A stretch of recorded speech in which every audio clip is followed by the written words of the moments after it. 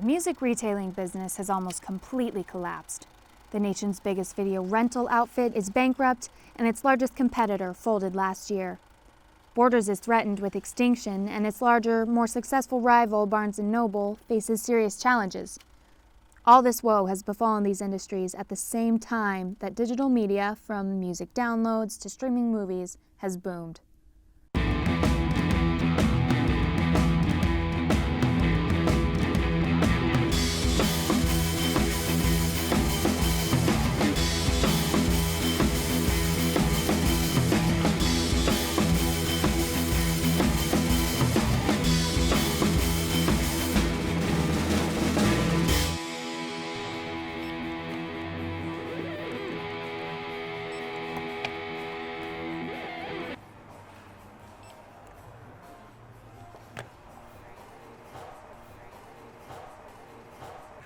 Hi, I'm Joshua Johnson. I worked here for 21 and a half years. Welcome to Last Stop CD Shop.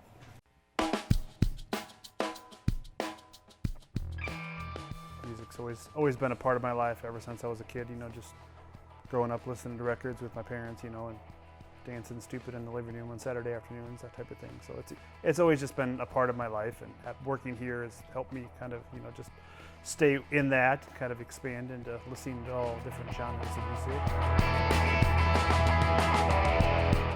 A lot of people have just their music on computer files. They don't have the actual physical copies, but we still have, we still are able to let people do that, because then they buy the CDs and then they're able to sell them back to us, and then people that actually want to keep the CDs are able to come in and buy them. Same thing with records. Records weren't necessarily a big thing even 5 years ago, and now they're huge. They're reproducing even older albums now on higher grade vinyl, and that's something that collectors are really into. You think about that favorite album that you had as a kid, or even that favorite classic, like from the 70s or early 80s, to get a copy of that now that's brand new on this higher, thicker vinyl that's going to sound way better. It's pretty enticing to the big music fans, like myself, obviously.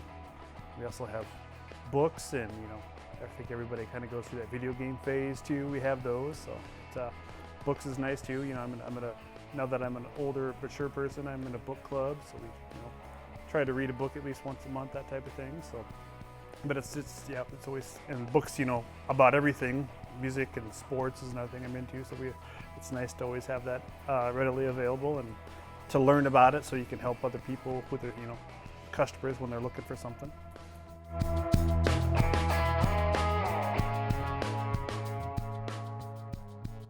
We've connected with customers that have become friends, and local bands that we've had to come in here and play there, and we support them and sell show tickets for them. So yeah, definitely it's been a place to connect, and it's one of those places where nobody really leaves. So a lot of my coworkers have been here just not quite as long as me, but a long time too. So we're kind of become lifelong friends. And now we're old and we have kids, and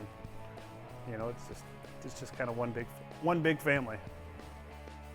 But one thing that's kind of rewarding and kind of makes me feel old at the same time is seeing kids that were 4 or 5 years old when I first started working here. Now they're coming in here with their kids. You kind of feel like this pseudo grandpa or uncle or something like that. But it's cool just to see them keep coming back, and then I've watched these kids grow up. Even if it's just people that I just see in the store, you still have that relationship. You still are able to call people by their first name and joke around with them, and that I think that's pretty special. And that's something, because we have the 2 stores here in town. That's something that we are certainly able to provide, that people feel comfortable. I made the comment earlier that our employees are kind of like one big family, but so we incorporate our customers into that too.